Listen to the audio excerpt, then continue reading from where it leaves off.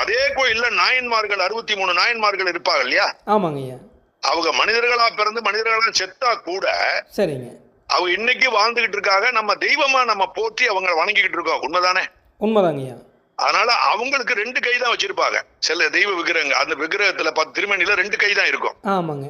ஆண்டவனுக்கு மட்டும்தான் 4 கை வைப்பாங்க. ஆமாங்க ஐயா.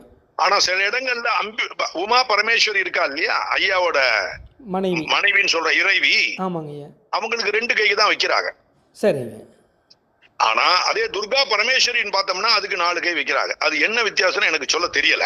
ஆனா மொத்தத்துல நீங்க சொல்லக்கூடிய 63 நாயன்மாருக்கு 2 கை தான் இருக்கும். சரிங்க.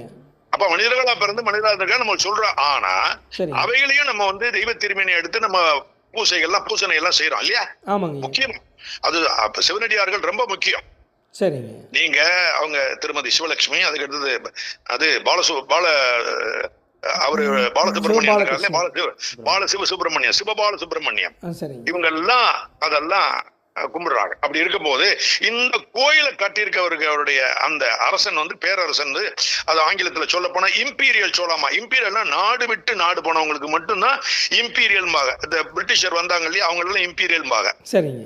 அந்த மாதிரி வேற யாரும் இம்பீரியல்ல நம்ம தமிழ்நாட்டுல இல்ல, இந்தியாவில் ஆண்டவங்க யாருமே கிடையாது. ஒரு ஸ்டேட்டுக்கு ஒரு கண்ட்ரிக்கு, ஸ்ரீலங்காவுக்கு மட்டும் வந்திருப்பாங்க, அவ்வளவுதான். சரிங்க. ஆனா இவருடைய இவருடைய பிரதிமைகளை திருடிட்டு போயிட்டாங்க.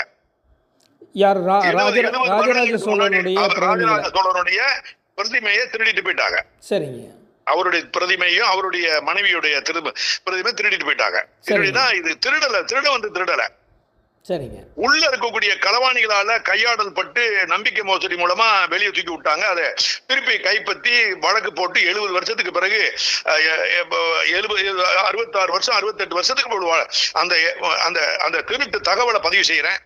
அதுக்கு பிறகு அந்த பிரதிமைகளை வெளிநாட்டுல போய் வெளிச்சேட்ல போய் கைப்பற்றி கொண்டாந்து கோர்ட் மூலமா அதே கோயில்ல வச்சிருக்கேன். அதுக்கு பிறகுதான் எக்கச்சக்கமான தகவல்கள் இந்த கோயிலை பத்தி, எக்கச்சக்கமான யூடியூபர்ஸ், நிறைய சோசியல் மீடியா, எனக்கு தெரிஞ்சு ஒரு 300 சோசியல் மீடியால நேரம் வந்திருக்கும் அந்த கோயிலை பத்தி. இன்னைக்கும் பேசிக்கிட்டு தான் இருக்கிறாங்க. சரிங்க. அப்ப கடுமையான ஒரு விழிப்புணர்வு வந்துருச்சு.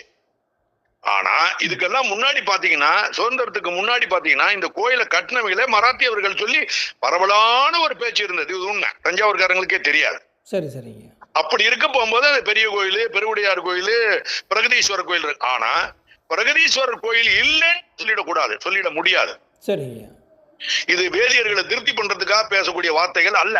ஆனா இவைகளும் கிட்டத்தட்ட நெருக்கி 700-800 வருஷத்துக்கு முன்னாடி இந்த பேர் வந்துருது. அப்படின்னா இந்த கோயில் வந்து